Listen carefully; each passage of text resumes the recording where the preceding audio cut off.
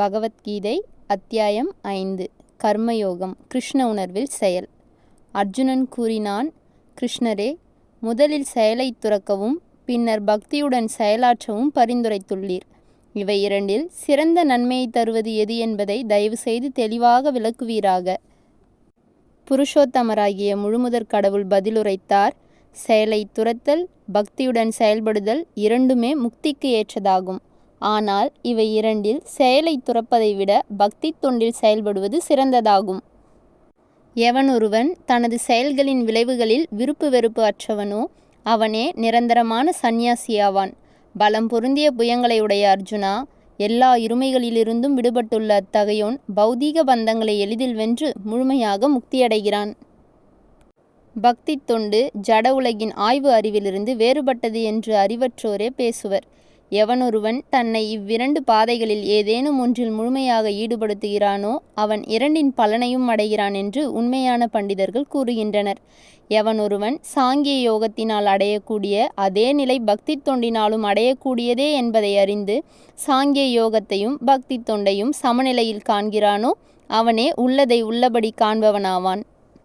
இறைவனின் பக்தி தொண்டில் ஈடுபடாமல் வெறுமனே எல்லா செயல்களையும் துறப்பது ஒருவனை மகிழ்விக்காது.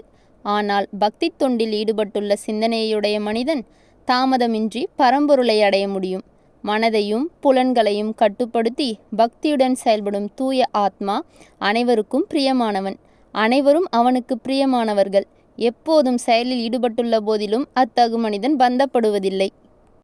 தெய்வீக உணர்வில் இருப்பவன் பார்த்தல், கேட்டல், தொடுதல், நுகர்தல், உண்ணுதல், செல்லுதல், உறங்குதல், சுவாசித்தல் ஆகியவற்றில் ஈடுபட்டிருப்பினும் உண்மையில் தான் ஒன்றுமே செய்வதில்லை என்பதை எப்போதும் தனக்குள் அறிந்துள்ளான்.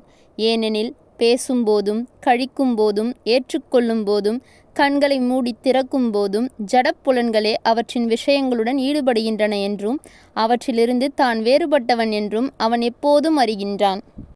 பற்றின்றி தனது கடமைகளைச் செய்து பலன்களை பரமபுருஷ பகவானுக்கு அர்ப்பணிப்பவன் தாமரை இலை எவ்வாறு நீரால் தீண்டப்படுவதில்லையோ அதுபோல பாவ விளைவுகளால் தீண்டப்படுவதில்லை. பற்றுதலை துறந்த யோகிகள் தூய்மை அடைய வேண்டும் என்ற ஒரே நோக்கத்துடன் உடல், மனம், புத்தி மற்றும் புலன்களால் கூட செயல்படுகின்றனர். பக்தியில் உறுதியாக உள்ள ஆத்மா எல்லா செயல்களின் பலனையும் எனக்கே அர்ப்பணிப்பதால் பூரண அமைதியை அடைகிறான். ஆனால் தெய்வீகத்துடன் இணையாதவனோ தனது முயற்சியின் பலனை அனுபவிக்கும் பேராசையால் பந்தப்படுகிறான்.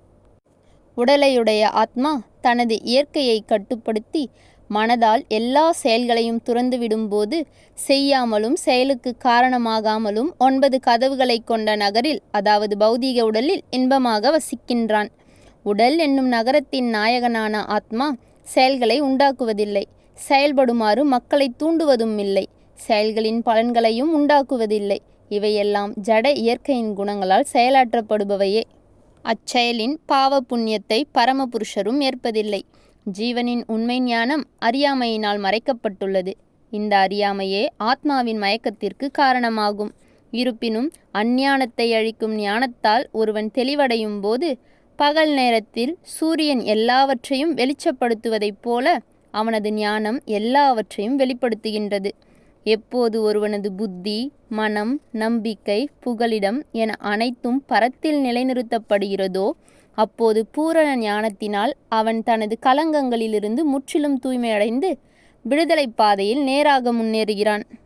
அடக்கமுள்ள பண்டிதர்கள் தங்களது உண்மை ஞானத்தின் வாயிலாக கற்றறிந்த தன்னடக்கமுள்ள பிராமணன், பசு, யானை, நாய், நாயை தின்பவன் என அனைவரையும் சமநோக்கில் காண்கின்றனர்.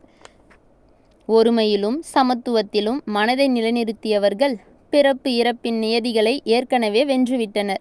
பிரம்மனை போன்றே தோஷமற்று இருப்பதால் அவர்கள் ஏற்கனவே பிரம்மனில் நிலை பெற்றவர்கள்.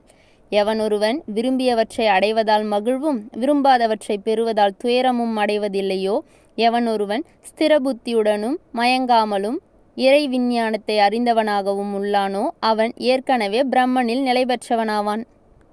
இத்தகு முக்தி பெற்ற ஆத்மா ஜடப்புலனின்பங்களால் கவரப்படுவதில்லை. சமாதி நிலையில் எப்போதும் தன்னுள்ளே சுகத்தை அனுபவிக்கின்றான்.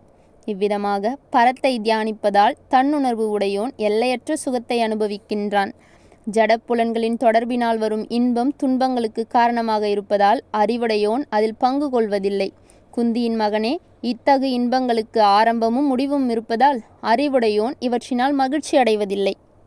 ஒருவனால் தனது தற்போதைய உடலை நீக்கும் முன்பு ஜடப்புலன்களின் உந்துதல்களை பொறுத்து கொண்டு காமத்தையும் கோபத்தையும் கட்டுப்படுத்த முடிந்தால் அவன் நன்கு நிலை பெற்றவனாவான்.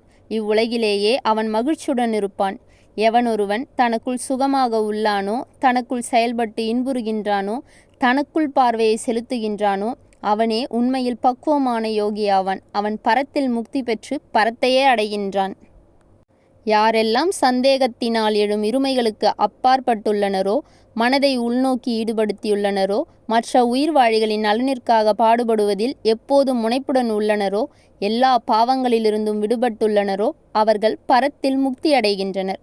யாரெல்லாம் கோபத்திலிருந்தும் எல்லா பௌதிக ஆசைகளிலிருந்தும் விடுபட்டுள்ளனரோ, தன்னுணர்வும் தன்னொழுக்கமும் நிறைந்து பக்குவத்தை அடைவதற்காக தொடர்ந்து முயல்கின்றனரோ அவர்கள் கூடிய விரைவில் பரத்தில் முக்தி அடைவது உறுதி.